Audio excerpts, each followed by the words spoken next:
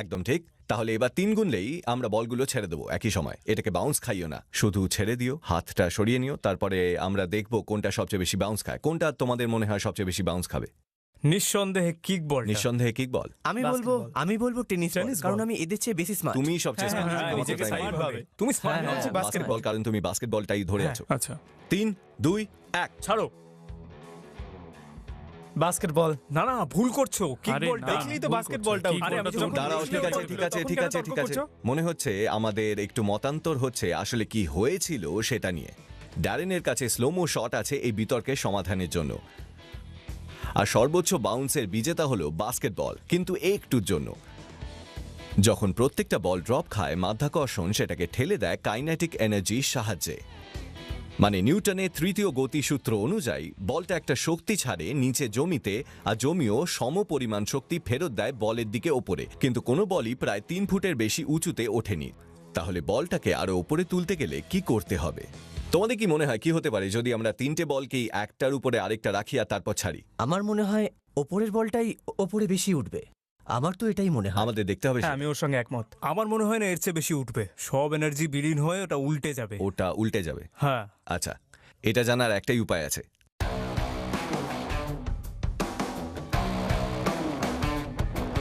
তৈরি তোমরা? ঠিক আছে, 3, 2, 1।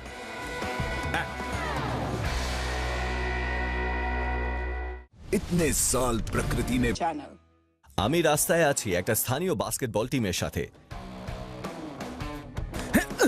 দারুণ হলো কিন্তু। আর এবার আমরা দেখতে চলেছি কি হবে যখন এই 3টে বলের শক্তি একত্রে একই বাউন্স খাওয়ার জন্য তৈরি। তৈরি তোমরা? ঠিক আছে, 3, 2, 1।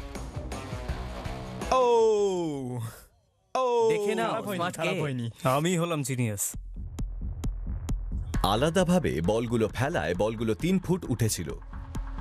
যখন বলগুলো একটার উপর আরেকটা রাখা হয়েছিল, ওপরের বলটা 14 ফুট অবধি উঠেছিল, 600% বেশি বৃদ্ধি। একত্রে এই বলগুলোকে বলা হয় গ্যালিলিয়ান ক্যানন, যেটা প্রমাণ করে রৈখিক ভরবেগের সংরক্ষণ। যখন বলগুলো পড়ে, প্রায় সবকটা বলের কাইনেটিক শক্তি নিচের বলের থেকে ওপরের বলে স্থানান্তরিত হয়। কাইনেটিক শক্তির এই স্থানান্তরণের এতটাই প্রকোপ যে টেনিস বলটা ক্যামেরার ফ্রেমের বাইরে চলে যায়। 3, 2, 1। ও, অনেকটা উঠলো।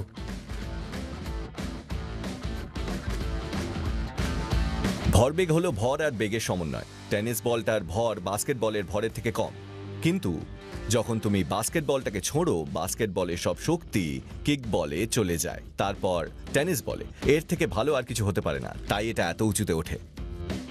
গ্যালিলিয়ান ক্যানন বলে বাস্কেটবল আর কিকবল দুটোরই এনার্জি ট্রান্সফার হয় টেনিস বলের মধ্যে। বাউন্স করলেই ওদের শক্তি টেনিস বলে স্থানান্তরিত হয়, আর তাই নাটকীয়ভাবে এর বাউন্সও বৃদ্ধি পায়। আচ্ছা, আমার খেলা উন্নত করার জন্য এটা ইউজ করতে পারবো? না, সেটা তোমায় নিজেই করতে হবে। তোমার এই আশাটা আমি বলো না তুমি।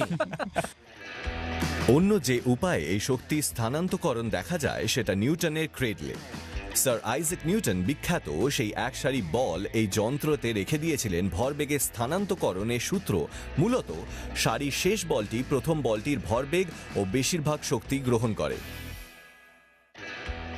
তাহলে নিউটনের ক্রেডলের মতন একটি বলের সাথে আরেকটি বলের সংঘর্ষে সংকুচিত তরঙ্গের সৃষ্টি করে, যেটা বলের মাধ্যমে যায়। যে কোনো যোগ্য ইলাস্টিক উপাদান, সেটা স্টিল হোক বা রাবার বল, সব ক্ষেত্রেই কার্যকর। আমার কাছে এটা দেখানোর একটা